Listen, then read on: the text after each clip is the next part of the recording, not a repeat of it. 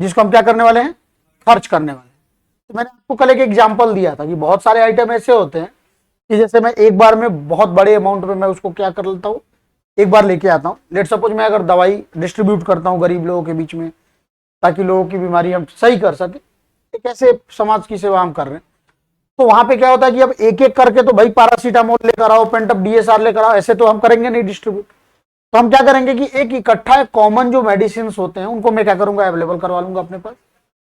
तो let suppose अगर 1 करोड़ का मैं मेडिसिन यहाँ पे मैंने इकट्ठा एक बार इस साल मंगवा लिया, तो ये भी जरूरी नहीं है कि मैं पूरा का पूरा 1 करोड़ का इस साल बेच मतलब ये बांट ही दूंगा, ऐसा भी तो नहीं है।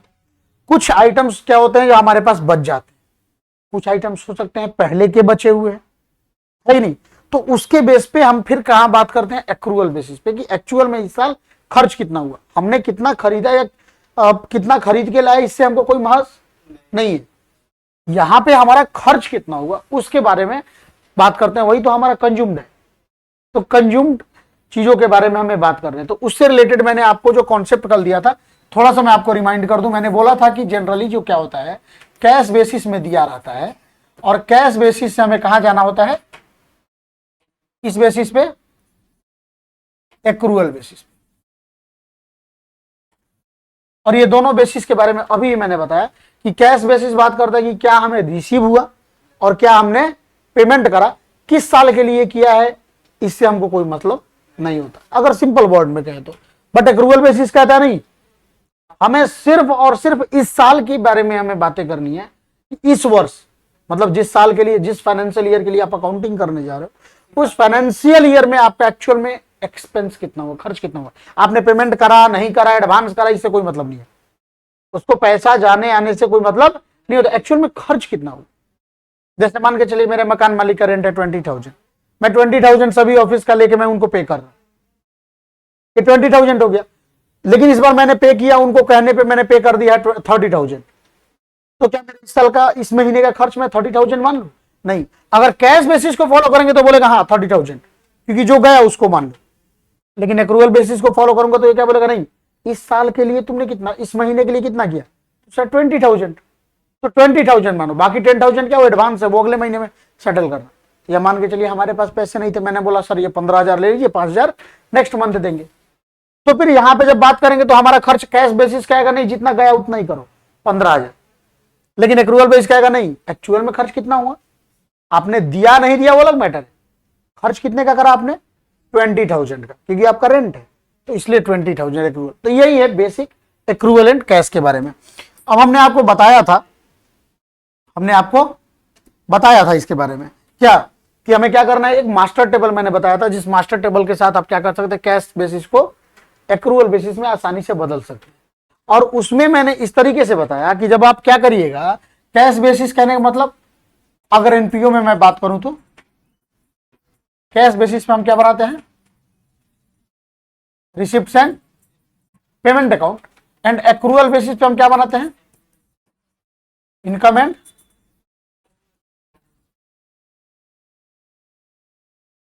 एक्सपेंडिचर। यही चीज नहीं बाबू, बैलेंस शीट वो नहीं होता है, बैलेंस शीट अलग मैटर है, ठीक है ना। तो इनकम एंड एक्सपेंडिचर अकाउंट, और क्या हो गया, रिसिप्ट।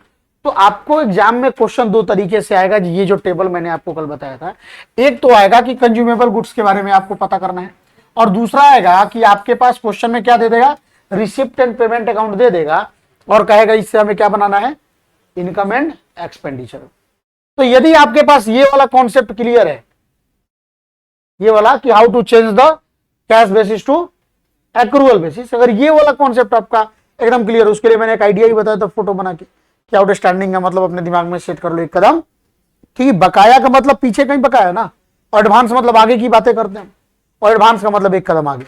अब आउटस्टैंडिंग मैंने क्या बताया कि इस साल के बारे में यही बताया था ना कल का टेक्निक, ये था हमारा। लेट सपोज मैं इस वर्ष के लिए बात कर रहा हूं, और ये वर्ष है हमारा 2019, तो ये हमारा क्या हो जाएगा, हमारा ओपनिंग हो जाएगा, या जिसको हम क्या कहते हैं, बिगिनिंग कहते हैं, और ये क्या हो जाएगा हमारा क्लोजिंग, या इसको हम क्या कह सकते हैं, एंड कह सकते हैं, यही होता है ना। तो यहां पे मैंने बोला था कि एक लड़का यहां पे खड़ा है और एक लड़का यहां पे खड़ा, सोचिएगा मैंने यही बोला था, अगर मैं 2019 के लिए बात कर रहा हूं तो एक्रूअल बेसिस का आएगा कि 2019 में जो भी आएगा उसको क्या कर दो, ऐड कर दो। इसके अलावा किसी वर्ष जैसे 2018, 2017, 2016 किसी भी वर्ष के लिए उसको क्या कर दो माइनस, या आगे वाले साल के को भी क्या करो आप माइनस कर दो। अब मैंने इसका आइडिया आपको ट्रिक क्या बताया था, अभी जो बताया कि आउटस्टैंडिंग का मतलब क्या समझ लेना, एक कदम पीछे, और एडवांस का मतलब मैंने क्या बताया, एक कदम आगे। अब ये जब आपके दिमाग में रहेगा ना, तो इस टेबल को याद करने की, जिस चीज को कहते हैं लोग याद कर जाओ, इससे पूरा एनपीओ बनेगा, याद करने की जरूरत नहीं होगी क्योंकि समझ गया हम। अब यहां पे क्या हो गया, ओपनिंग, अब कहेगा जैसे आउटस्टैंडिंग एट बिगिनिंग, आपके क्वेश्चन में यही देगा ना, आउटस्टैंडिंग एट बिगिनिंग, तो मतलब ये लड़का कहां खड़ा है, कहां खड़ा है ये बिगिनिंग में, और बिगिनिंग में इसके साथ कौन खड़ा है, मतलब इसको हम क्या कर रहे हैं, कदम पीछे आने के लिए, एक कदम आगे जाने के लिए, आउटस्टैंडिंग है तो पीछे आने के लिए, तो जैसे ये इधर पीछे आएगा माइनस में आएगा या प्लस में आएगा, माइनस में, तो इसीलिए आउटस्टैंडिंग एट बिगिनिंग को क्या करते हैं, हम हमेशा माइनस करते हैं। अब इससे क्या, देखिए मैंने क्या बोला था आपको कि आगे जब जाना है ना आपको, तो थोड़ा सा अपने दिमाग को इसलिए नहीं करना कि रट्टाफिकेशन वाला कॉन्सेप्ट एकदम से दिमाग से हटा दो, आपको चीजों को समझिए, कुछ ना कुछ आइडिया, कुछ ना कुछ कीवर्ड्स, कुछ ना कुछ कॉमेडी टाइप के कुछ ऐसे वर्ड्स हैं जिनके दिमाग में सेट कर लीजिए। उससे क्या होता है ना, हमें पढ़ाई हमारे लिए बहुत ही आसान हो जाता है, इंटरेस्टिंग बन जाता है। किताब की चीजों को अगर मैं आपको यहां पे पढ़ाने लगूं हूबहू उसी प्रकार से, तो फिर आप मूर्ख है कि मेरे पास पढ़ने आ रहे हैं। बेहतर होगा कि आप घर पे जाइए, किताब आपके पास खर्च आपने कर दिया किताब में, उसको लाइन बाय लाइन पढ़ लीजिए, बात वही है। तो मैं यहां पे ट्रांसलेटर के रूप में काम नहीं कर रहा हूं, मैं गाइडलाइन देने वाले के रूप में काम कर रहा हूं कि अगर आपको आखिर उससे भी कोई आसान रास्ता कौन होगा जिससे आपकी मंजिल को आसानी से पाया जा सकता है, उन चीजों के बारे में बात करता हूं। इसलिए तो ये ऐसे कुछ क्रिएटिविटी अपने दिमाग में सेट करना पड़ेगा। अब इसमें सर ये कंफ्यूजन कभी नहीं होना चाहिए कि आउटस्टैंडिंग, सर बाद में हम जाकर भूल जाएं कि सर आउटस्टैंडिंग मतलब पीछे और एक और एडवांस मतलब आगे। क्यों? क्योंकि एडवांस हमेशा आगे के लिए होता है या पीछे के लिए होता है? एडवांस हमेशा आगे के लिए होता है, तो इसलिए एडवांस का मतलब एक कदम आगे समझ लीजिए। अब देखिए मान के चलिए अगर यही लड़का अगर एडवांस एट बिगिनिंग हो जाए, तो इसका मतलब ये लड़का खड़ा कहां है, बिगिनिंग, कहां खड़ा है, शुरुआत में, वर्ष के शुरू में। और जैसे एडवांस का मतलब इसको क्या समझ लेना है, एक कदम आगे बढ़ना है। जैसे एक कदम आगे जाएगा कहां जाएगा, तो हम क्या करेंगे, इसको प्लस कर देंगे। अब इसी चीज को आपके किताब में एकदम पूरा टेबल बना के दिया हुआ है जिसको बच्चे रटते हैं और बाद में जाके फिर एग्जाम में जैसे क्वेश्चन आता है नर्वस 90 वाला जो शिकार होता है ना, वही नर्वसनेस का शिकार हो जाते हैं कि किसको प्लस करे किसको माइनस करे, क्योंकि दोनों तरफ आउटस्टैंडिंग और दोनों तरफ एडवांस दिखने लगता है। इन चीजों से बचने के लिए मैंने कल आपको ये आइडिया दी। लेकिन इस आइडिया के साथ साथ अब फिर इसके लिए मैं अलग फॉर्मूला आपको ना बताऊं, तो मैंने आपको कल एक और चीज बताया था कि यदि आप ये टेबल के थ्रू आप काम कर रहे हो तो आउटस्टैंडिंग का कहीं कहीं मतलब हो जाता है क्या, हमारा क्रेडिटर्स। आउटस्टैंडिंग का मतलब क्या समझ लेना है, क्रेडिटर्स। अब ये चीज हो गया ना आपका एकदम मास्टर प्लान हो गया ये। इससे क्या हुआ, अब इस मास्टर प्लान से आप रिसिप्ट एंड पेमेंट अकाउंट से इनकम एंड एक्सपेंडिचर अकाउंट भी इजीली बना सकते हो, और सेम इसी मास्टर प्लान से आप कंज्यूमेबल आइटम को भी आराम से कैलकुलेट करके और सॉल्व कर सकते हो क्वेश्चन, सिर्फ एक रूल। लेकिन हाँ, इसके लिए थोड़ा सा बेसिक मैं आपको और बताऊंगा, इसके लिए थोड़ा सा बेसिक और बताऊंगा। तो कल ओवरऑल हमने बताया क्या था, इसको समझ गए ना आप। अब जैसे मान के चलिए आउटस्टैंडिंग एट इंड दे दे, आउटस्टैंडिंग मतलब एक कदम। अब लड़का कहां खड़ा है, इंड में, 2019 के अंत में। जैसे आउटस्टैंडिंग होगा आगे जाएगा या एक कदम पीछे जाएगा, आउटस्टैंडिंग का मतलब एक कदम पीछे आएगा, पीछे आएगा तो कहां जाएगा, प्लस में। तो इसीलिए आउटस्टैंडिंग एट इंड को क्या करते हैं हम, प्लस करते हैं। और एडवांस एट इंड अगर हो जाए तो लोग पूछा क्यों, क्योंकि भाई अंत में खड़ा है, एक कदम आगे बढ़ना है, बढ़ेगा तो कहां जाएगा। तो इसको क्या अब याद करने की जरूरत रहेगी, एक बार दिमाग में सेट करिए, एकदम क्लियर रहेगा। ओके, इसी के बेस पे मैंने आपको शॉर्टकट में मैं आपको बता दूं कि कल मैंने क्या बताया था आपको। तो ये हमारा था क्या, पार्टिकुलर, और ये हमारा था अमाउंट था। मैंने आपको बताया था इनकम हो मतलब रिसिप्ट हो या पेमेंट हो, किसी भी केस में सेम फॉर्मूला आपको अप्लाई होगा।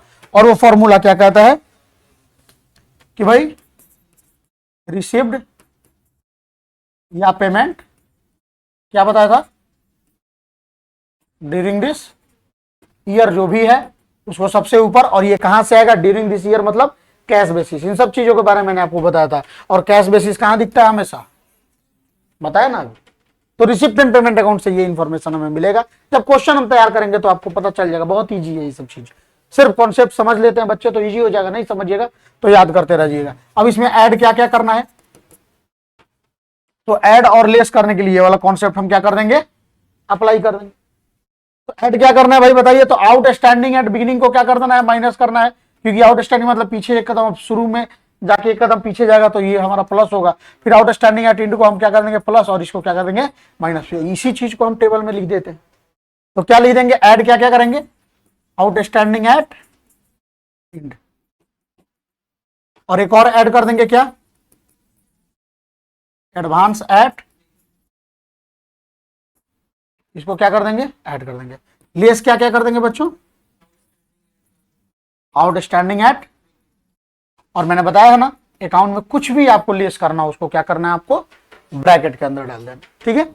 और एक और आपको लेस करना है क्या, एडवांस एट, इसको भी आप क्या कर दिए कर दीजिए। लास्ट में जो आएगा ये क्या हो जाएगा, ड्यू फॉर, और कौन सा कैश बेसिस है और कौन सा एक्रूवल बेसिस है। कभी कभी तो हम इन चीजों को भी देख के पता कर लेते हैं कि जहां पे ड्यूरिंग आ जाए समझिएगा ये कौन सा बेसिस है, कैश बेसिस। इस वर्ष के दौरान, क्योंकि ये नहीं बात कर रहा है कि इस वर्ष के लिए, किसी भी वर्ष के लिए हो कोई फर्क नहीं, इस वर्ष के दौरान हमने अगर दिया तो कैश बेसिस है ना। लेकिन अगर फॉर दिस ईयर, यहां पे क्या है फॉर, ये कह रहा है नहीं इस साल कितना मिला इससे हमको कोई मतलब नहीं है। एक्रूवल क्या कहता है, इस साल के लिए कितना है, इस साल के लिए कितना मिलना चाहिए उसके बारे में बताओ। तो ये हमारा क्या हो जाता है, एक्रूवल बेसिस। तो ये हमारा क्या, यानी कि ये वाला जो आइटम होता है ये हमारा कहां से आता है, रिसिप्ट एंड पेमेंट अकाउंट से, और ये वाला आइटम जो जाता है ये कहां जाता है, income and expenditure account, which is just like PL account. ये ठीक किसके जैसा होता है, पीएल अकाउंट के, और ये किसके जैसा होता है बताइए, बताया था ना मैंने, इसके बारे में कल पूरा डिटेल डिस्कशन हम लोग किए थे, जिसका नोट्स भी आपको ऑलरेडी हमने प्रोवाइड किया। ओके, कोई दिक्कत नहीं ना, आगे बढ़े। अब चलते हैं, आज जो बताना है, आपके बुक में एक कॉन्सेप्ट देता है सिर्फ, लेकिन क्वेश्चन दोनों पैटर्न पे पूछे जाते हैं। कंज्यूमेबल आइटम को लेकर जब आप चलिएगा तो आपके बुक में कॉन्सेप्ट तो दे देता है, लेकिन बच्चे बहुत ज्यादा कंफ्यूज हो जाते हैं उन कॉन्सेप्ट्स के पढ़ने के बावजूद। उसके लिए भी हमने क्या किया कि उन चीजों को दो अलग अलग भागों में बांट दिया। क्या, तो जब भी हम कंज्यूमेबल आइटम के बारे में बात करेंगे, जब भी हम कंज्यूमेबल आइटम के बारे में हम जब भी बात करेंगे तो हम क्या करेंगे, जब भी कैलकुलेशन करेंगे तो हम दो बेसिस का बना लेंगे। कितना बेसिस, दो बेसिस। क्वेश्चन देख के हमें क्या करना है, अपने बेसिस का पता लगा लेना है कि इसका बेस क्या है, और दिख जाएगा आराम से, इजीली दिख जाएगा। इंफॉर्मेशन जो आपको दिया रहेगा क्वेश्चन में, जिसके थ्रू हमें कंज्यूमेबल आइटम को कैलकुलेट करना है, वो दो बेसिस होगा। पहला, on the basis of payment made, on the basis of payment made मतलब इस वर्ष के दौरान हमने कितना पेमेंट किया। जैसे मैं दवाई बांटने वाला हूं, मेरा एक संस्था है जिसमें मैं क्या करता हूं, हम सभी दोस्त मिलके, जो भी मेंबर्स हैं आपस में मिलके हम लोग गरीब लोगों को क्या करते हैं, दवा प्रदान करते हैं उनकी बीमारी के लिए, ठीक है ना। तो हमने इस बार क्या बता दिया कि भाई इस साल हमने दवा के लिए कितना पेमेंट किया है। तो यहां पे मेन हमारा कीवर्ड क्या रहेगा, payment, on the basis of payment made, ठीक है। लेकिन एक दूसरा हो सकता है कि हमने ये नहीं बताया कि हमने कितना पेमेंट करा है, हमने उसके बदले क्या बता दिया, on the basis of purchase. बल्कि इंफॉर्मेशन में हमने ये बताया कि इस साल हमने कितने का खरीदा। दो चीज हो सकता है और दोनों में अंतर है। हमने कितना खरीदा, तो खरीदा इसका मतलब वो चाहे क्रेडिट हो सकता है और कैश भी हो सकता है। मतलब खरीदना दो तरह का, या तो उधार भी खरीद सकता हूं, नगद भी खरीद सकता हूं, या दोनों खरीद सकता हूं, है कि नहीं। हो सकता है कि मैं 1 लाख का सामान खरीदा, जैसे 1 करोड़ का दवाई का मैंने एग्जांपल दिया था, हो सकता है उसमें 80 लाख हमने पेमेंट करा, 20 लाख हमारा क्रेडिट पे है, तो हमने परचेज का हमने यूज कर लिया। लेकिन दूसरा एक और आ सकता है कि नहीं, हमने उनको ये नहीं बताया कि हमने 1 करोड़ का खरीदा, हमने उनको बताया इस बार सिर्फ 80 लाख का हमने पेमेंट करा। तो इसके लिए जो बनाने का तरीका होगा थोड़ा सा बढ़ जाएगा, इंफॉर्मेशन दोनों में सेम रहेगा। लेकिन बच्चे क्या करते हैं, किताब के दिए गए कॉन्सेप्ट्स को रटे रटाए तौर पे हम क्या करते हैं, उसको सीधे उतार देते हैं और क्वेश्चन हम लोग तो करके आते हैं कि हाँ भैया 100% एकदम समझिए कि बहुत धाकड़ एग्जाम गया है। घर पे आते हैं एकदम जोड़ लेते हैं, मतलब कितनों काटेगा तो 2 नंबर से ज्यादा नहीं काटेगा, 98 तो उसके किसी से नहीं रुकने वाला। हाँ ऐसा ही हम बोलते हैं, क्योंकि हम तो जो बनाते हैं अपने हिसाब से सही बनाते हैं। बाद में रिजल्ट आता है कितना है, 72 है, पता नहीं जनरल मार्किंग हो गया होगा, चलो हटाओ बिहार बोर्ड है कुछ का, थोड़ा सा मन में बैठा है, हमने इसको करके इग्नोर कर देते कि सही से हमारा कॉपी चेक नहीं हुआ, हम ये कर देते, बस कहानी खत्म। लेकिन ऐसा कुछ नहीं होता, ये जरूरी नहीं कि हम जिस बेस पे जिस कॉन्सेप्ट पे हम बनाकर आ रहे हैं क्वेश्चन उसी कॉन्सेप्ट पे पूछा, ऐसा नहीं है। इसलिए मैं बच्चों को दोनों बताता हूं। तो इसमें जब भी पेमेंट की बातें आएंगी ना, तो पेमेंट में यह भी होता है कि इसमें हमें यह पता नहीं है कि हमने एक्चुअल में खरीदा कितने का। तो इंफॉर्मेशन से जब परचेज की बातें करेंगे, तो परचेज वाले इंफॉर्मेशन से जब हम कंज्यूमेबल गुड्स का हम निकालेंगे, आइटम कंज्यूम्ड, आइटम्स कंज्यूम्ड, तो इसको निकालने के लिए हमें क्या करना पड़ेगा, ओपनिंग स्टॉक जो भी रहेगा, मान के चलिए ओपनिंग स्टॉक कहना मतलब ओपनिंग बताया था ना, ओपनिंग स्टॉक मतलब बैलेंस बीडी। और बीडी यहां जो नाम आ रहा है, मैं बार बार बच्चों को बोलता हूं कि आपको क्या करना है, चीजों को समझिए, सिर्फ याद नहीं करना है कि बीडी क्या होता है, क्योंकि ये क्वेश्चन था, बड़ा शानदार क्वेश्चन था गोयल जी की किताब में, बाकी किताब में नहीं है लेकिन गोयल जी की किताब में था और बच्चे कंफ्यूज हुए थे इस पे। क्वेश्चन क्या था कि उस क्वेश्चन में दे रखा था कि फर्नीचर एक एक, जैसे मैं 19 का एग्जांपल ले रहा हूं, 19 या सॉरी फर्नीचर नहीं, क्या कर दिया उसने, कैश, इंफॉर्मेशन में दे रखा था 1/1/2019 को कैश बता दिया। बच्चे ने तुरंत क्या सोचा कि ये ओपनिंग है। ओपनिंग का मतलब ये नहीं होता कि जो डे फर्स्ट में हो, पहले दिन मतलब बिजनेस का, मान के चलिए हमारा कैलेंडर ईयर चल रहा था 1/1 से लेके 31/12 तक। अब 1/1 जैसे उसने देखा, क्या सोचा, ये तो बैलेंस बीडी है, उसने बैलेंस बीडी में लिख दिया, लेकिन गलत हो गया। आप तो बनाकर आइएगा, इसके बेस पे क्वेश्चन कहिएगा हम तो सही बनाए, क्या कि 1/1 को सही बात है, हम बताते भी यही है, हमारे यहां बच्चों को बताया भी यही जाता है। बैलेंस बीडी क्या होता है, मोतिहारी में 100 बच्चों को आप उठाकर पूछ लीजिए बैलेंस बीडी क्या होता है, तुरंत बता देंगे ओपनिंग बैलेंस। लेकिन पूछ लीजिए कि बैलेंस बीडी को हम, ओपनिंग बैलेंस को हम बैलेंस बीडी क्यों लिखते हैं, तो मैक्सिमम बच्चे नहीं बता पाते हैं। कोई बता भी देगा तो उसका अर्थ समझ में नहीं आएगा, उसने रट रखा है कि बैलेंस बीडी मतलब ब्रॉड डाउन, अर्थ नहीं बताया जाएगा। ब्रॉड डाउन का मतलब क्या होता है, ब्रॉड मतलब क्या, मतलब ब्रॉड मतलब लाना कहीं से, मैं कहीं से ला के डाउन कर रहा हूं, रख रहा हूं। जरूरी नहीं कि 1/1/2019 को हमारे पास कैश आ गया तो ये बैलेंस बीडी ही है। बैलेंस बीडी का मतलब जो पिछले साल भी था और आज भी है, यानी पिछले साल से जो मैं डेटा उठा के इस साल ला रहा हूं वो हमारा बैलेंस बीडी होता है या ओपनिंग बैलेंस होता है। बैलेंस बीडी डजंट मीन कि आप डे फर्स्ट में जो है वो बैलेंस बीडी ही है, भाई उस दिन मिला कहीं से उसको पैसे, तो बैलेंस बीडी में थोड़े ना आएगा। तो बैलेंस बीडी में क्या आता है, इस तारीख को अगर बैलेंस बीडी में लाना है तो बैलेंस बीडी में जो 31/12/2018 को जो होगा ना, वो डेटा अगर यहां पे आ रहा है तो वही सिर्फ बैलेंस बीडी होगा, ना कि 1/1/2019 का डेटा। बच्चे इसमें कंफ्यूज होते, इस कॉन्सेप्ट को ध्यान में रखिएगा। ब्रॉड डाउन मतलब, अच्छा ये ब्रॉड डाउन कहां से बनता है, बीडी कहां से बनता है, क्योंकि पिछले साल का हमारा क्या होता है, क्लोजिंग बैलेंस, और जिसको हम क्या कहते हैं, बैलेंस सीडी। सीडी का मतलब क्या होता है, क्या होता है, फुल नेम जानते हैं आप लोग, कैरी डाउन। कैरी मतलब क्या होता है, धोना। कैरी डाउन मतलब ढोना, यानी अब इसको हम बैलेंस शीट कह रहे हैं, मतलब इसको कैरी करना है आगे की तरफ, अभी ढोना है, इसको यहीं पे छोड़ नहीं देना है। अब बताइए जो चीजें हैं आपको 31/12/2018 को अवेलेबल है, इसको अभी आगे तक ढोना है, तो अगला डेट कब आएगा? यही ना आएगा। इसीलिए कहा जाता है कि पिछले साल का क्लोजिंग स्टॉक इस साल का ओपनिंग स्टॉक होता है, और इस साल का क्लोजिंग स्टॉक अगले साल का ओपनिंग स्टॉक होता है। समझ में आया?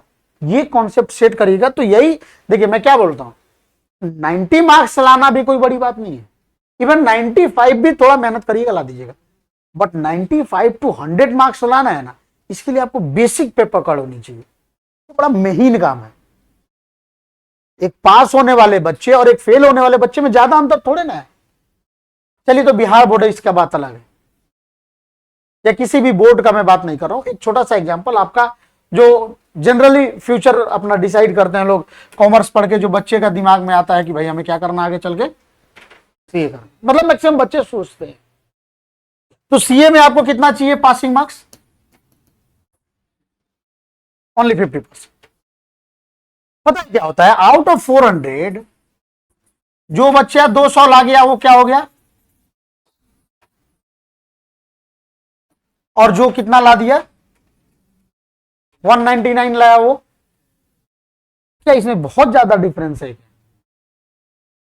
ये उससे बहुत ज्यादा तेज है क्या वो फेल होने वाले से? ऐसा कुछ नहीं होता। हो सकता है इससे ये कमजोर है, उनका लक था, उनको जो क्वेश्चन आता था वो आ गया, इसको जो क्वेश्चन है ये सारा क्वेश्चन ये जानता है, लेकिन वही क्वेश्चन आ गया जो ये नहीं जानता था। हो सकता है कि नहीं हो सकता? तो वैसे ही होता है कि टॉपर में और आप जो नियर अबाउट टॉपर जो होते हो उसमें कोई बहुत बड़ा डिफरेंस नहीं होता। यही होता है कुछ बेसिक पॉइंट्स होता है जिसका डिफरेंस हो, वही बेसिक पॉइंट्स ये चीजें है, जिसके लिए मेरा क्लास थोड़ा सा डिले जाएगा औरों से। मैंने बोला ना मैं आपको 4 बार 5 बार रिवीजन नहीं करवाऊंगा, लेकिन एक चीज गारंटी है, मैं आपको उस लायक भी नहीं बनाऊंगा कि आपको लास्ट में जाके और क्रैश कोर्स करना पड़े कहीं भी, वो चाहे मेरे पास या किसी के पास। इतना भरोसा रखिए, क्योंकि ना मैं क्रैश कोर्स कभी कराऊंगा, वो चाहे आपको या किसी को। हमारा जो कोर्स रहेगा रेगुलर रहेगा, एक बार में हो लेकिन परफेक्ट तरीका से एकदम, कि ऐसे कि इसके बाद कोई पूछे, अब जैसे बैलेंस बीडी आप इस पे आप भाषण दे सकते हो, आप अपने दोस्त के साथ बैठ के पूछ सकते हो भाई क्या इसको हम बैलेंस बीडी कहेंगे, या आप किसी से पूछ सकते हो बैलेंस बीडी में लिखने की शर्तें क्या है, आप तो बता दीजिएगा ना। बैलेंस बीडी में उन चीजों को लिखेंगे जो पिछले साल का क्लोजिंग होगा वही इस साल का बैलेंस बीडी होगा। क्यों? वर्ड वाइज भी आप बता सकते हो, कॉन्सेप्ट वाइज भी बता सकते हो, है कि नहीं? तो इन चीजों को, तो ये चीजें आपको ध्यान में रख के चलनी है। तो मैंने क्या बताया कि ये चीजें आपको जब पता करना है, हटा दो इन सब चीजों को, ये तो एग्जांपल है, इस सब का कोई मतलब नहीं बनता है।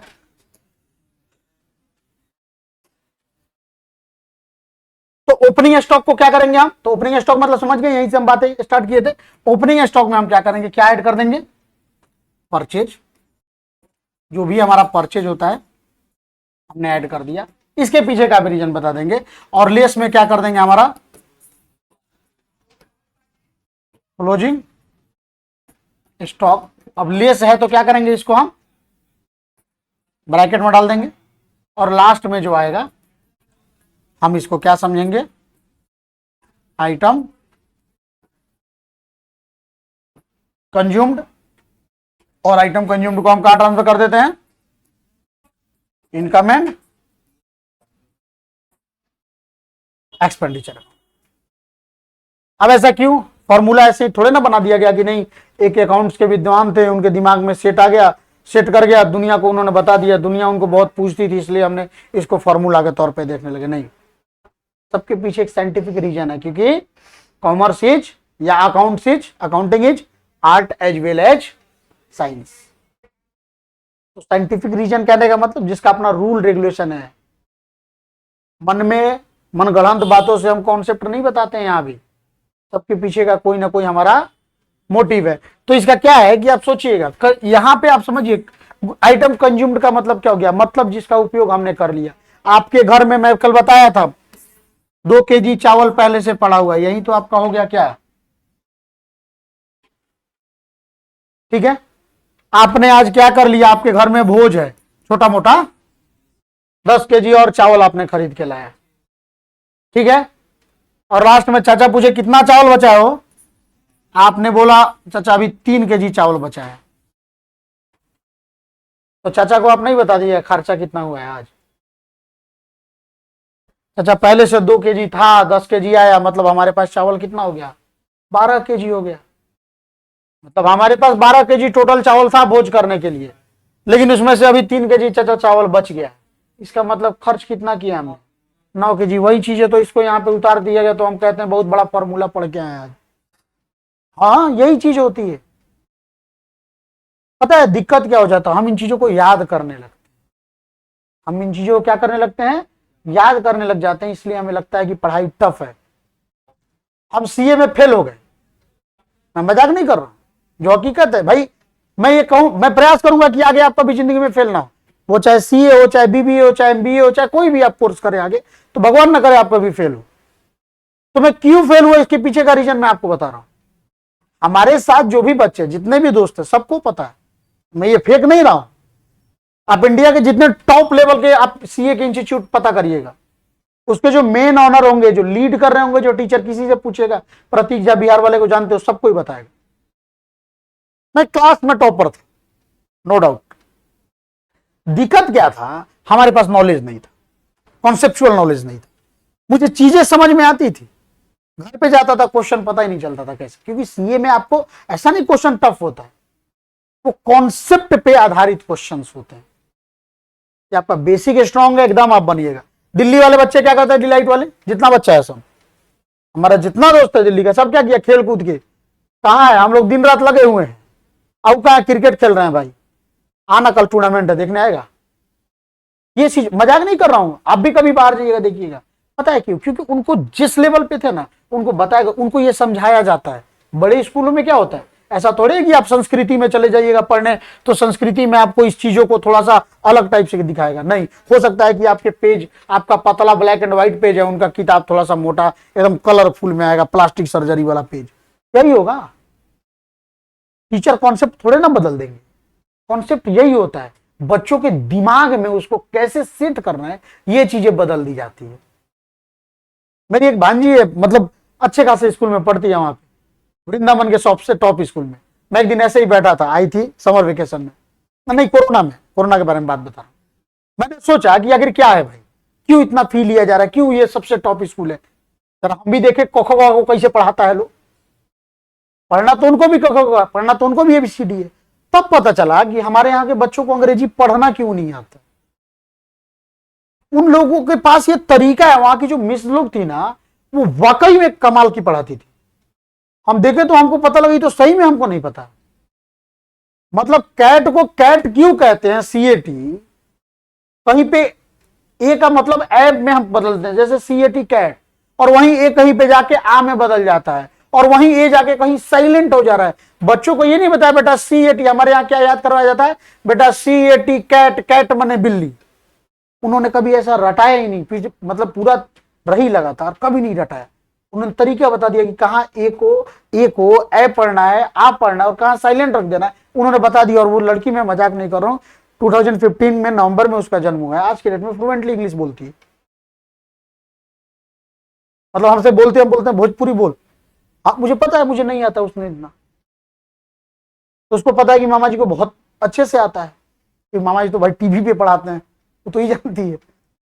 लेकिन अब शर्म रखना पड़ता है ना, जो हकीकत है मैं आपको बता रहा हूं, क्योंकि इन चीजों से आपको बचना। इसीलिए अब इसमें क्या था, इसको आप याद करते हैं, opening plus purchase minus closing. लेकिन अब क्या हो गया, आपके दिमाग में सेट हो गया क्या, कि नहीं यार सर तो सही में बताए थे। किसी भी सब्जी वाले से पूछेगा, वो बता देगा कि आज उसने कितने का सब्जी बेचा है। पता है उसको, आया था तो 200 का सब्जी था, फिर मार्केट गया था 2000 का सब्जी खरीद के लाया, मतलब 2200 का सब्जी था। लास्ट में आज कितना बच गया, 300 का सब्जी बचा है, मतलब कितने का सब्जी, 1900 का सब्जी बेचा है। पॉकेट में पैसा देखेगा कि 2500 रुपया है, तुरंत समझ जाएगा कि उसको 600 रुपया प्रॉफिट हो गया है।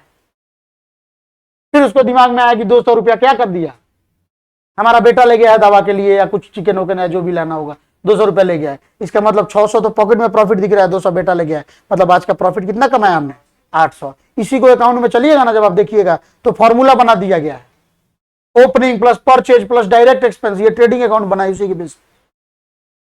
पूरा ट्रेडिंग अकाउंट इसी के बेस पे है। Gross profit, what is gross profit, cost of good sold, तो पूरा बच्चे याद करते हैं, opening plus purchase plus direct expense, बाद में जाके भूल जाते हैं।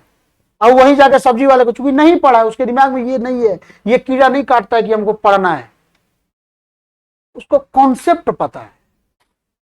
तो अंदर से इस चीज को डेवलप करिए। मैं बोलता हूं आपको, मैं भाषण नहीं दे रहा हूं, ये सब चीजें ये है कि जो आपको घर पे जाके मजबूर करेंगी सोचने में कि सही बात है। हम दुनिया में, हम कॉमर्स में या साइंस में, चलिए साइंस में तो है कि भाई कहीं से कॉन्सेप्ट लोग इंजीनियरिंग वगैरह करके, मतलब जैसे वैज्ञानिक लोग ढूंढता है लोग कि नया नया टेक्नोलॉजी लाना है। लेकिन कॉमर्स क्या है कि रियल लाइफ में जो चीजें हैं ना, उसको क्या किया जाता है, एक रूल्स रेगुलेशन के तहत हम लाके कॉपी पे उतार देते हैं, बुक में उतार देते हैं, हमारा रूल बन जाता है। इसीलिए मैंने बोला था अकाउंट का मतलब लेखांकन मत पढ़िए, वो सब किताब में दिया है, किताब पढ़ लेंगे उसके लिए पता है। अकाउंटिंग का मतलब क्या समझिए, हिसाब किताब समझिए दिमाग में, तब देखिए अकाउंटिंग कैसे इजी होता है।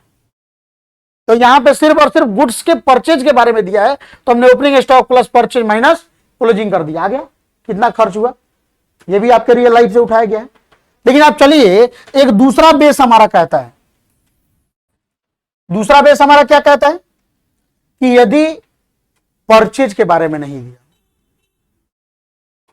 याद करिए परचेज में सिर्फ यही तीन चीज आएगा, यहां पे आपको उधार नगद से कोई मतलब नहीं है, परचेज मतलब टोटल परचेज। हाँ, अब ये हो सकता है कि आपको परचेज की जगह पे दे देगा क्रेडिट परचेज जितना, कैश परचेज इतना, तो उस केस में आपको purchase means credit purchase plus cash purchase, तो दोनों आपको ऐड करना है। लेकिन यदि पेमेंट बेस्ड दे दे तो यहां पे दो चीज जुड़ जाती है, एक क्रेडिटर वाला कॉन्सेप्ट और दूसरा एडवांस वाला, क्योंकि यहां पे हमें रुपए पैसे में बात करना है ना, यहां पे हमें मटेरियल बेस्ड बात करना था, यहां पे हमें मॉनेटरी टर्म में चलना है और मनी बेस्ड बात करना है कि हमने कितना पेमेंट करा। तो अगर पेमेंट करा तो कुछ बाकी भी होगा, तो वही चीज बाकी को कहां जोड़ना है, कहां बाकी को घटाना है, एडवांस को कहां जोड़ना है, एडवांस को कहां घटाना है, इन चीजों को जब हम यहां पे ला देंगे तो ऑटोमेटिक ये भी बन जाएगा। तो इसको ये तो समझ में आ गया ना, जैसे पेमेंट बेस्ड है तो आपको कुछ नहीं करना है, क्या करना है आपको, ओपनिंग स्टॉक कितना, आपको क्या कर देना है, इसमें क्या जोड़ देना है बच्चों, प्लस कर देना है, तो परचेज नहीं करना है, यहां पे परचेज नहीं दिया रहेगा, यहां पे आपको क्या कर देना है, चलिए यहां पे आपको पेमेंट कर देना है, परचेज की जगह पे क्या दिया रहेगा, पेमेंट, तो पेमेंट कर देना है, लेस कर देना है क्या बच्चों,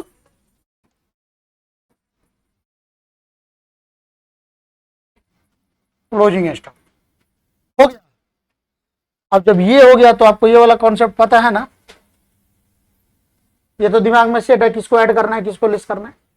आउटस्टैंडिंग एट बिगिनिंग को तुरंत दिमाग में सेट लेना, आउटस्टैंडिंग मतलब पीछे, बिगिनिंग मतलब शुरू में, पीछे जाएंगे माइनस में चले जाएंगे, सिर्फ बीच वाला प्लस होगा।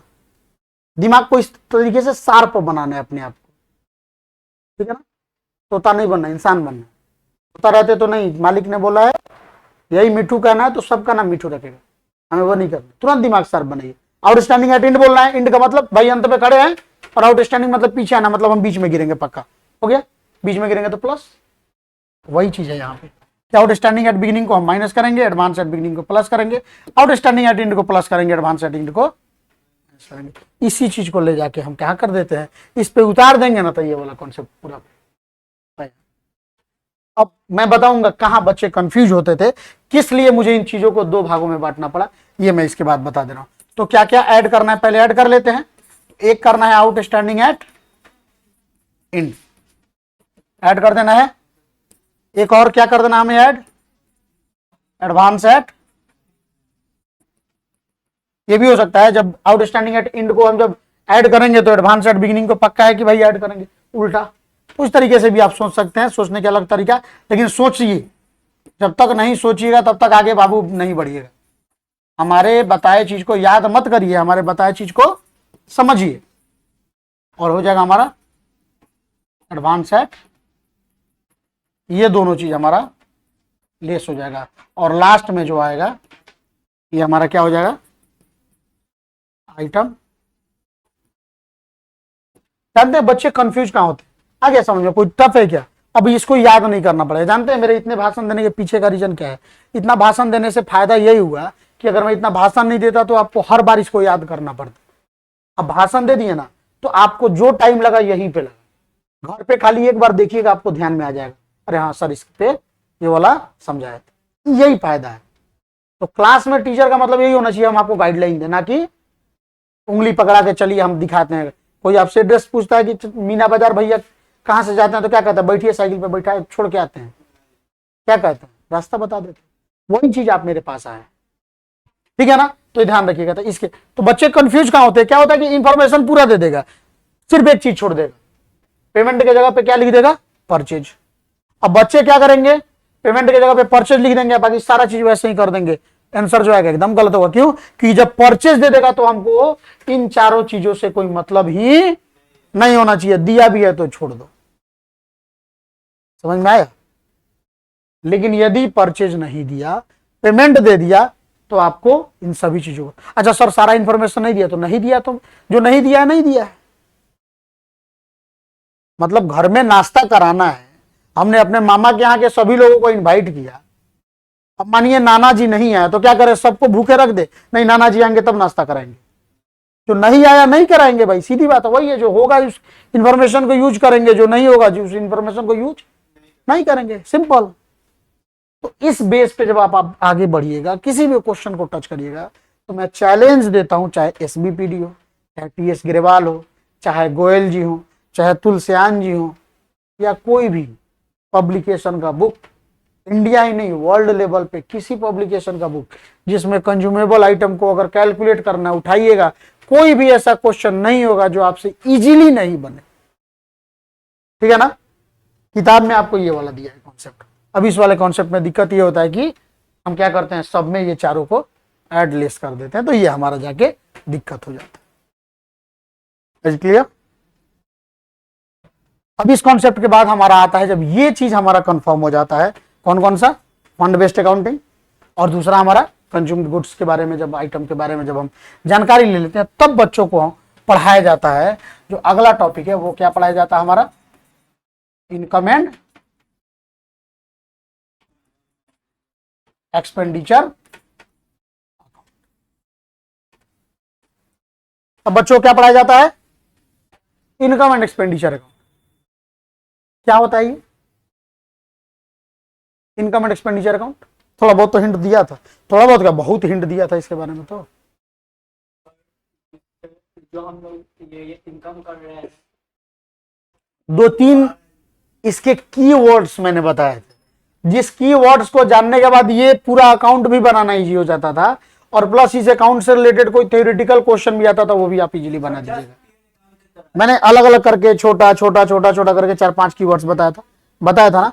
तो कहां से हमने शुरुआत किया था? चलिए एक बार शुरुआत करते हैं, देखते हैं, प्रयास करते हैं। सबसे पहले मैंने आपको बताया था कि ये कौन सा अकाउंट है बच्चों? अच्छा, क्यों सबके पीछे बाबू मैंने रीजन बताया था, ऐसा नहीं कि मैंने सिर्फ आपको बोल दिया था रट जाइए, ऐसा तो मैंने नहीं कहा था।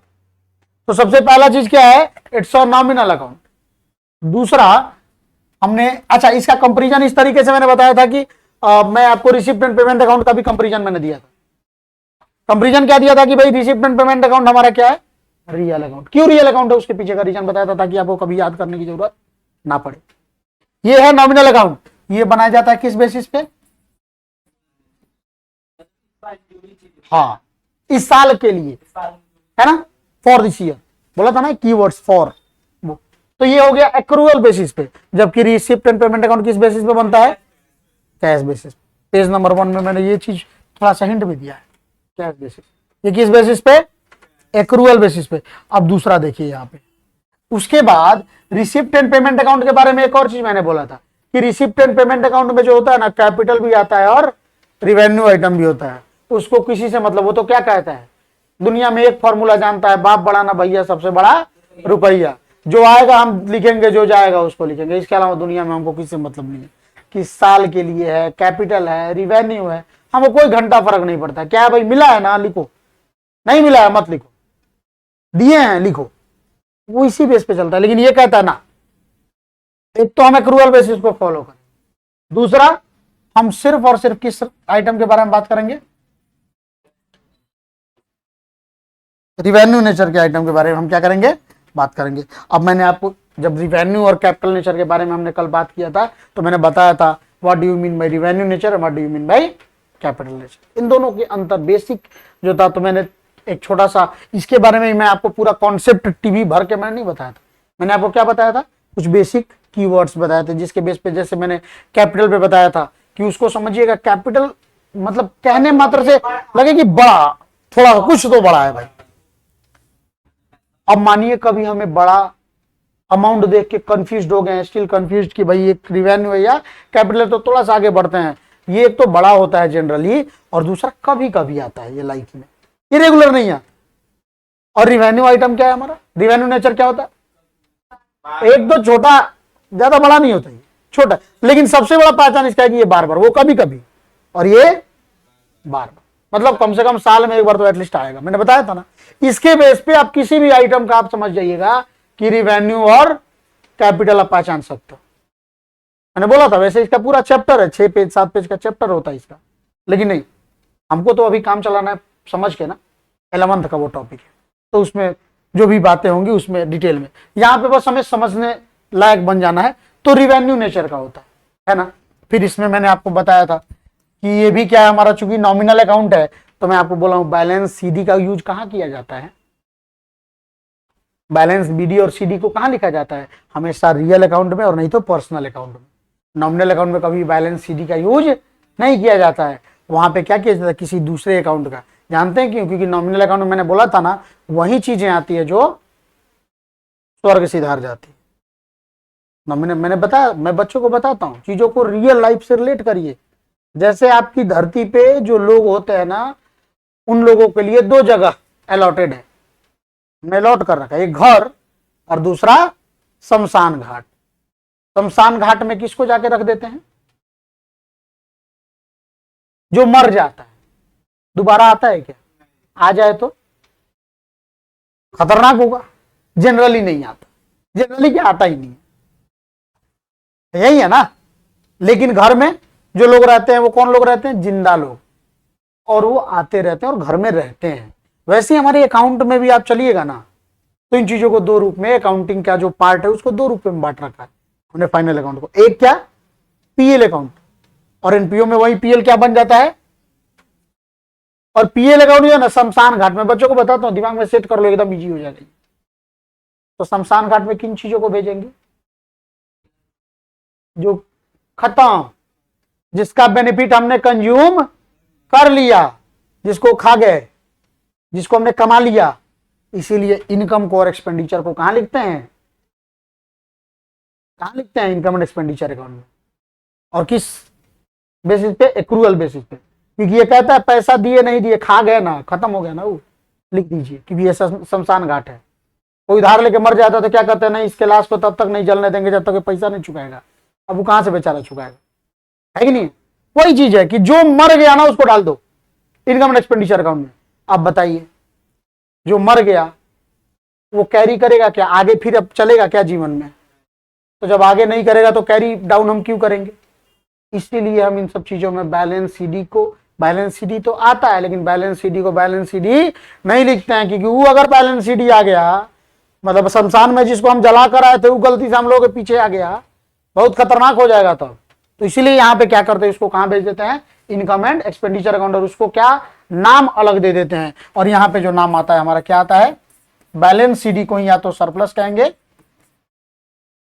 और नहीं तो डेफिशिएंसी या डेफिसिट कहेंगे। पीएल अकाउंट में जब चलते हैं तो नेट प्रॉफिट और नेट लॉस के बारे में बात करते हैं, ध्यान रहेगा। अब इसके बेस पे जब चलेंगे ना, तो ये सिर्फ 4 ऐसे कीवर्ड्स है जिनके बेस पे हम चलेंगे तो इनकम एंड एक्सपेंडिचर अकाउंट एकदम इजी हो जाएगा, एकदम इजी हो जाएगा।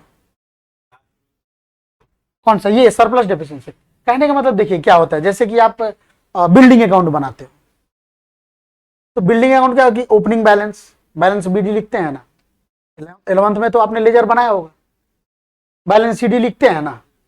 यहां पे क्या होता है ना कि किसी भी जब नॉमिनल अकाउंट को बनाइएगा ना, तो उसमें हम बैलेंस बीडी तो होता ही नहीं है।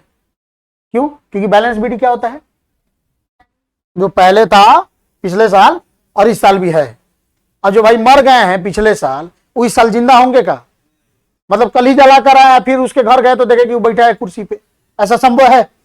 इसीलिए इसमें बैलेंस बीडी नहीं होता कोई भी। ये सिर्फ इसके बारे में बात नहीं कर रहा हूं, किसी भी नॉमिनल अकाउंट के बारे में। बच्चे कंफ्यूज होते हैं, सर किसमें बैलेंस बीडी हो किसमें नहीं हो। पहचान जाओ ना कौन सा कौन अकाउंट है।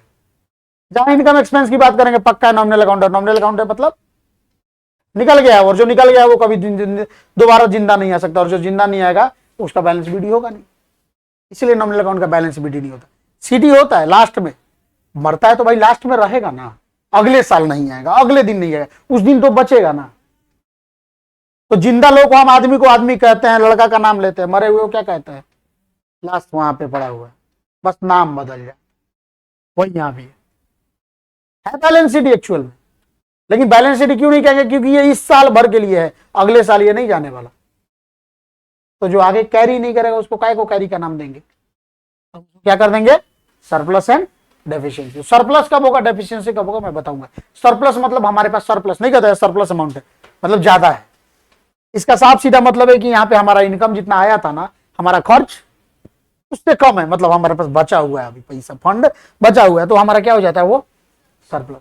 डेफिशिएंसी, डिफिसिट मतलब कमी, डेफिसिट मतलब कमी। इसका मतलब क्या हो गया कि हमारे पास जितना फंड आया था हमने खर्च उससे ज्यादा कर दिया।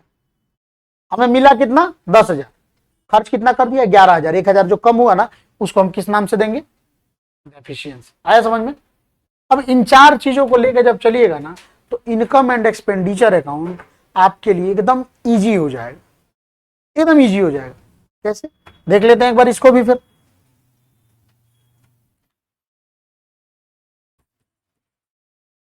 इनकम एंड एक्सपेंडिचर अकाउंट, ये चीज याद रखिएगा अकाउंटिंग में बेसिक टॉप कि income and expenditure account NPO के लिए और बाकी प्रॉफिट मोटिव ऑर्गेनाइजेशन वगैरह के लिए पीएल अकाउंट क्या होता है? शमशान घाट वाला होता है, जिसमें सिर्फ और सिर्फ कौन जाएंगे? जो मर चुके हैं, मतलब जिनका उपयोग हम कर चुके हैं। समझ में आया ना? ये ध्यान रखिएगा। और जैसे घर होता है ना, यहाँ पे जिंदा चीजें जो बचा हुआ है लोग रहता है, वैसे ही यहाँ पे बैलेंस शीट होता है किसी भी अकाउंटिंग में। बैलेंस शीट में क्या चीजें रहेंगी? वही चीजें जो एक्चुअल में भी है। हमारे पास 1 करोड़ का घर था हमारे बाबा के पास, बाबा का छोड़ो, तुम्हारे पापा बेच के चले गए, अभी बताओ कितना है? वो बताओ जो गया पीएल में गया होगा। अभी बिल्डिंग अब कोई पूछेगा तो उसमें थोड़े अब कोई पूछेगा कितना का घर, कितना का है, तो 1 करोड़ का है कहिएगा नहीं, क्यों? क्योंकि वो अब आपके पास नहीं है। तो बैलेंस शीट में क्या चीजें रखी जाएंगी? जो सिर्फ और सिर्फ आपके पास अभी मौजूद है। इसीलिए आउटस्टैंडिंग एडवांस वाले को कहां रख देते हैं हम? बैलेंस शीट में। क्यों? क्योंकि वो अभी आउटस्टैंडिंग है, बाकी है, मतलब हमें मिलने वाला है। या अगर खर्च है आउटस्टैंडिंग मतलब हम उसको देने वाले हैं। जैसे चाचा के दुकान से 10 रुपए का बिस्कुट ले लिए, पैसा नहीं था खुला, चाचा बोले जाइए ना बाद में दीजिएगा, रोज तो ऐसे करते हैं, तो ये 10 रुपया मैं दूंगा ना। आउटस्टैंडिंग मतलब बकाया, बाकी है, दूंगा मतलब अभी जिंदा है मेरे पास, तो उसको कहां लिखेंगे? आउटस्टैंडिंग एक्सपेंस बैलेंस शीट में। लेकिन वो 10 रुपए का जो बिस्कुट था वो हम खा गए हैं। देखता एक तरह हमारे लिए चाचा जिंदा है हमारे बुक्स में, तो बैलेंस शीट में उस चाचा को दिखाएंगे, लेकिन बिस्कुट क्या कर दिए? खा गए। तो बिस्कुट अकाउंट को कहां दिखाएंगे? पीएल अकाउंट में। एनपीओ रहेगा तो इनकम एंड एक्सपेंडिचर का, बिस्कुट तो खत्म हो गया ना। वही चीजें हैं यहाँ पे, ठीक है? जैसे रेंट पे समझ लीजिए, रेंट कितना लग रहा है? 20,000। तो जैसे ही महीना रख लिए 20,000, मतलब इसका उपयोग कर लिया, मतलब ये मर गया, तो रेंट को तुरंत ही महीना के पीएल में हम चढ़ा देंगे ना। लेकिन हमने मकान मालिक को कितना दिया? सिर्फ 15,000 दिए। कितना जिंदा है अभी इसमें से? 5,000 जिंदा है। उसको कहां दिखाएंगे? बैलेंस शीट में। एसेट्स की लायबिलिटी, लायबिलिटी क्योंकि हम देने वाले हैं। जो कर्ज क्या होता है? लायबिलिटी मतलब क्या? कर्ज। मकान मालिक का मेरे ऊपर कर्ज है कि नहीं अभी, तो 5,000 हम देने वाले हैं, इसलिए वो हमारा लायबिलिटी है। लेकिन 5,000 लेने वाले हैं, मकान मालिक को हम 25,000 दे दिए, भले 25,000 दिए, लेकिन क्या 25,000 मेरा खर्च हुआ है? 20,000 हुआ, तो 20,000 ही पीएल में आएगा, बाकी 5,000 कहां जाएगा? बैलेंस शीट में। किस साइड में? एसेट्स की लायबिलिटी। एसेट्स की उनसे मिलने वाला है, तो जो हमें मिलने वाला होता है वो हमारा क्या होता है? एसेट्स होता है। ये सब चीजें जब सोचिएगा ना तो आपके लिए बनाना, अब इनकम एंड एक्सपेंडिचर अकाउंट के बाद आपको बैलेंस शीट बनाना है। थोड़ा सा बेसिक टर्म्स दे दूंगा, बैलेंस शीट क्लियर, एकदम कुछ बेसिक पॉइंट्स, बेसिक कॉन्सेप्ट्स दे दूंगा, बैलेंस शीट क्लियर। एक दिन के क्लास में कहा था मैं नहीं आपका क्लास नहीं, वो सीए वाले का क्लास था। एक लड़की हमसे पूछी कि सर अगर मैथ में कौन कौन चैप्टर आता है। मैं बोला बताइए पहले क्वेश्चन क्या है, आगे का पूरा क्वेश्चन करिए। तो नहीं सर अगर मैथ टच नहीं करेंगे तो नहीं होगा। एग्जाम कब है उनका? नवंबर दिसंबर में आने वाला है फाउंडेशन का एग्जाम। अभी क्या चल रहा है? फरवरी की बात मैं बता रहा हूँ, लास्ट फरवरी में अभी चल रहा है वो करंट बैच चल रहा है उसमें। उन्होंने पूछा मेरे से, तो मैंने क्या बोला कि आप आज ही हार मान गए, तो फिर कहाँ जीत का उम्मीद रखना कहीं बेहतर है। तो वही चीजें हैं कि आप, वही पे मैंने एक लाइन यूज किया था कि ये सब कोई अपने आप में हनुमान होता है। मैंने पूछा था हनुमान क्या थे, हनुमान में ऐसा क्या था जो बाकी में नहीं था। कुछ लोगों ने बोला पूंछ, कुछ ने बोला गदा। पूंछ बाकी लोगों के पास नहीं होता है, और भी सारे बंदर है, सब बंदर के पास पूंछ होता है कि नहीं? गदा नॉर्मल बच्चे भी गदा लेके घूमते हैं दुर्गा पूजा के टाइम में, है ना, दसवीं के टाइम में। तो ये तो सबके पास होता है। एक चीज है जो हनुमान के पास वरदान था, क्या? कि हनुमान को एक शक्ति मिली थी, हनुमान जी को, कि वो अपनी इच्छा के अनुसार अपने बल को, अपनी बुद्धि को, अपने विद्या को, अपने आकार को बढ़ा सकते हैं। लेकिन श्राप क्या था उनका? कि उनको याद नहीं रहेगा। श्राप यही था ना। तो कोई याद दिला दे अगर, तब तो दुनिया का सबसे हीरो आदमी थे। लंका में कौन जाएगा, कैसे जाएगा, टेक्नोलॉजी तो था नहीं। सब कोई सोच रहा था समंदर के किनारे। तो फिर उनको याद दिलाया गया, अरे मूर्ख हनुमान तुमको इतना भी पता नहीं, तुमको तो शक्ति मिली है, तुम अपने आवश्यकता से तुम क्या कर सकते हो, अपने साइज को बढ़ा सकते हो। हनुमान को याद है, हनुमान ने साइज बढ़ाया, अगला छलांग कहां? सीधे लंका, 7 समुंदर पार। यही था ना। वही है सब बच्चों में, पढ़ने वाले बच्चों में यही चीजें हैं। सब कोई टैलेंटेड है मेरे पास, मैं मजाक नहीं कर रहा हूं, मेरे पास पूरा रिकॉर्ड है। इस बार से मोतिहारी आया हूं, मैं बार बार कहता हूं, इसके पहले मैं सिर्फ गांव में पढ़ाया हूं 4 साल।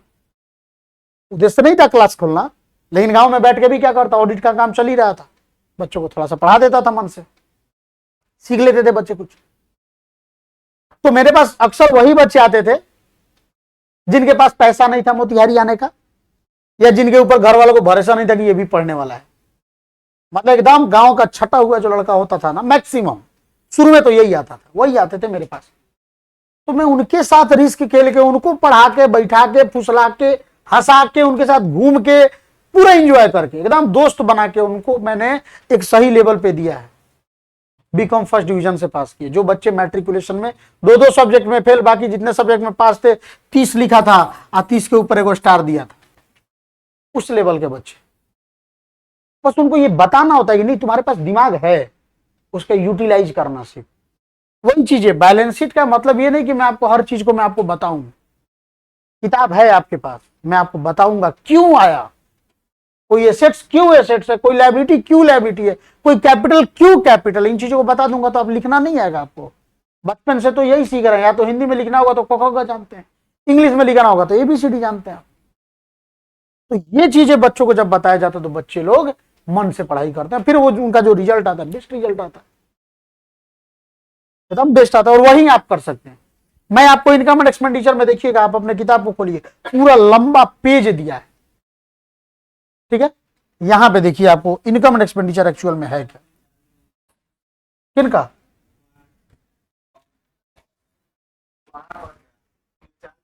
ना ना वो ज्यादा चार्ज में नहीं, चार्ज है वो सब रिजर्व में है। हमारा बैटरी सामने दिख रहा है ना, हाँ उससे कोई, वो फुल चार्ज है वो। अब इनकम एंड एक्सपेंडिचर अकाउंट को एकदम छोटे रूप में कन्वर्ट कैसे करना है, अमन एक मिनट।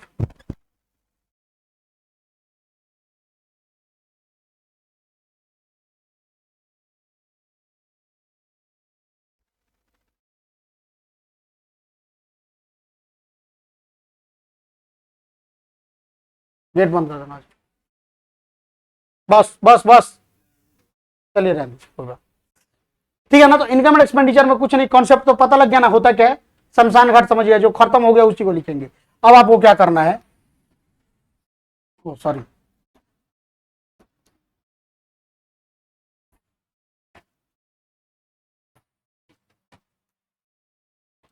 ये आपको हो गया। इस साइड जो होता है ना एक्सपेंडिचर लिखते हैं, इसके पीछे का भी रीजन हमने बताया था ना क्यों लिखते हैं इस साइड एक्सपेंडिचर और क्यों लिखते हैं इधर इनकम? बताया था ना क्यों, क्योंकि ये कौन सा अकाउंट है और नॉमिनल अकाउंट में है, आपने पढ़ा होगा।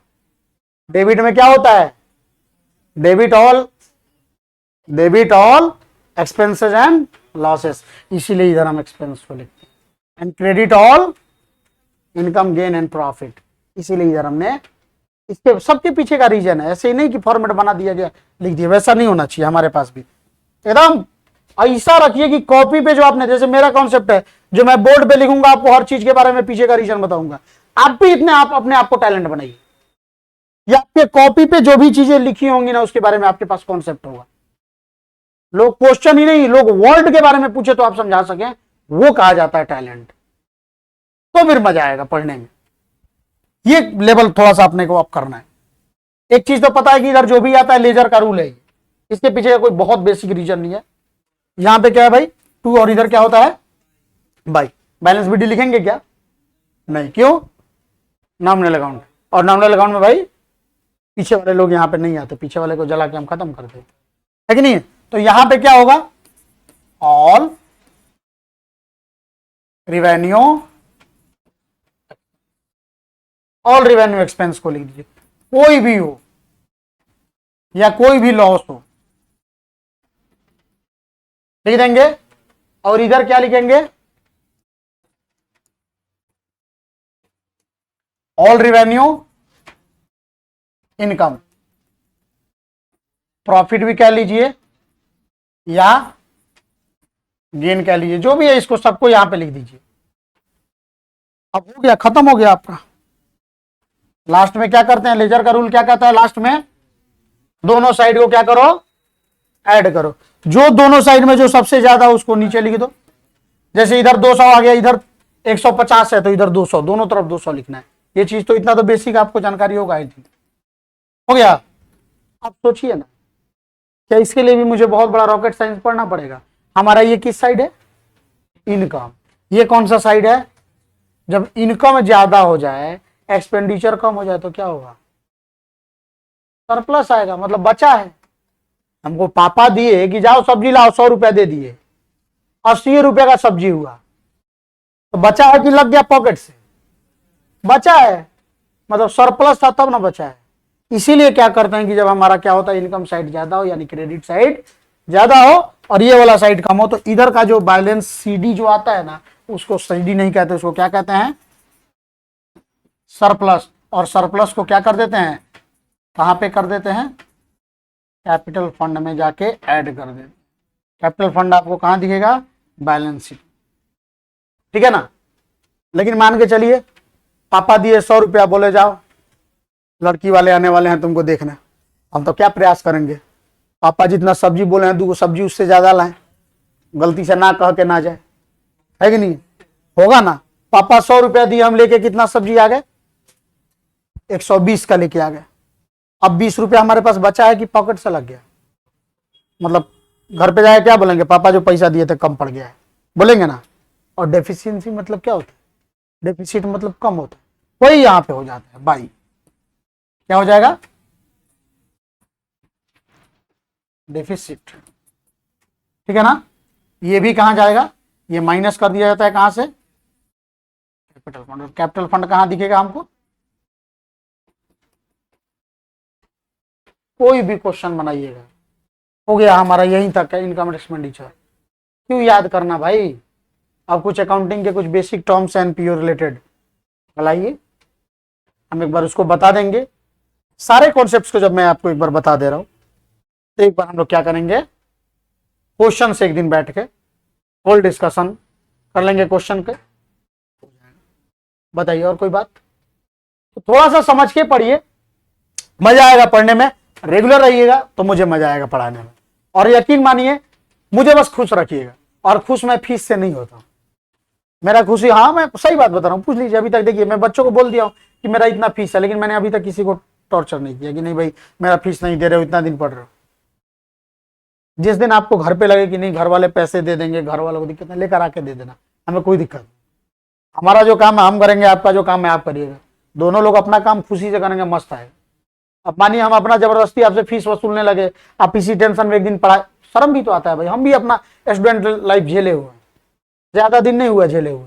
टीचर जब क्लास में बोलता है ना बेटा आपका फीस क्या हुआ, तो दुनिया का सबसे खराब पल होता है, क्योंकि उसमें गलती हमारी नहीं होती, गलती किसकी होती है, घर वालों की। सुनना किसे पड़ता है, अपन को। इसलिए हम बोलते हैं देखो तुम हमारे हक की लड़ाई थोड़ा घर पे लड़ लेना, बाकी हम तुम्हारे हक की लड़ाई यहाँ पे लड़ लेंगे, बस यही होता है। इसलिए मैं बोलता हूँ क्लास रेगुलर करिएगा, घर पे पैसे ना हो कोई दिक्कत नहीं है, पढ़ लिया जाएगा साथ में बैठ के, लेकिन ये वाला फिर आपको घर पे नहीं मिलेगा। तो एक एक क्लास आपको रेगुलर करना है, बेस्ट क्लास कराऊंगा, यकीन मानिएगा रिजल्ट के टाइम पे पूरा जितना महोत्सव कह लीजिए, त्योहार कह लीजिए, सब मना लिया जाएगा नेक्स्ट ईयर में। लेकिन अभी थोड़ा सा आप लोग अपने आप को कंसंट्रेट कर दीजिएगा पढ़ाई पे। मैं कॉन्सेप्ट बेस्ड कराऊंगा और गारंटी दे रहा हूं आपको सीए करना हो नहीं करना हो मतलब नहीं है, मैटर वो नहीं करेगा। लेकिन एक चैलेंज देता हूं, क्लास 12th का एग्जाम का प्रिपरेशन आपका छठ पूजा तक हो जाएगा कॉन्सेप्चुअली। क्लास 12th का एग्जाम का प्रिपरेशन आफ्टर छठ पूजा मैं आपको सिर्फ और सिर्फ एग्जाम बेस्ड पढ़ाऊंगा। अभी कॉन्सेप्ट बेस्ड जैसे पढ़ा रहा हूं ना, उसके बाद एग्जाम बेस्ड पढ़ाऊंगा, ताकि हमारे पास अब कॉन्सेप्ट हो जाएगा। अब इसमें हम बेहतर से बेहतर मार्क्स कैसे लाए, क्योंकि हमारी लड़ाई टॉप के लिए है। आप लोगों में से भी मैं देख रहा हूँ लड़का लोगों में कुछ लोग सीरियस है, तो इन चीजों को मिला रहा हूँ, लड़कियों में भी सीरियस दिख रहा है। तो मुझे है लड़ाई की नहीं टॉप में। अगर आप लोग इंग्लिश हिंदी का लेके आते हैं तो मैं वादा करता हूं कि इस बार मोतिहारी का टॉपर अपने साथ में बैठने वाला बच्चा होगा, ये गारंटी है। और सिर्फ एक बच्चा नहीं, ये चैलेंज है, वो जिसको जितना दम लगाना है लगा लेगा। 3 सब्जेक्ट का मैं गारंटी देता हूँ, 2 सब्जेक्ट लेके आएगा, बिहार के लिए लड़ाई करेंगे, ठीक है ना। तो इन चीजों को लेके आइए, कॉन्फिडेंस रखिए, भरोसा रखिए। हम आपको आपकी शक्ति के बारे में याद दिलाते रहेंगे कि आप हनुमान हैं, बाकी तो जो होगा देखा जाएगा, है कि नहीं। चलें।